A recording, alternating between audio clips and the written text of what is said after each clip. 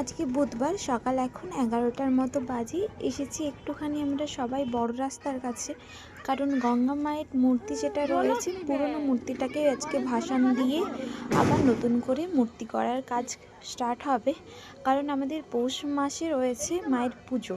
তোমরা কিন্তু সবাই দেখতে এসো।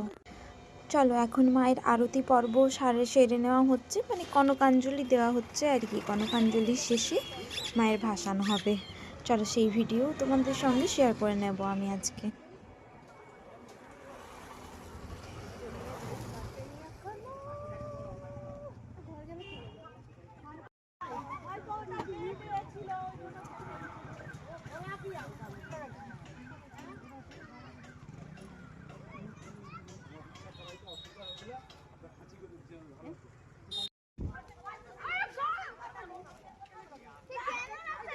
সৌমি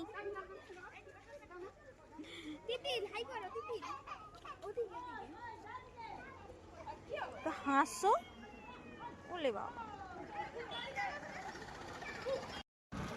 আর এখন কটা বাজে? আমি কিছু শুনতে চাই।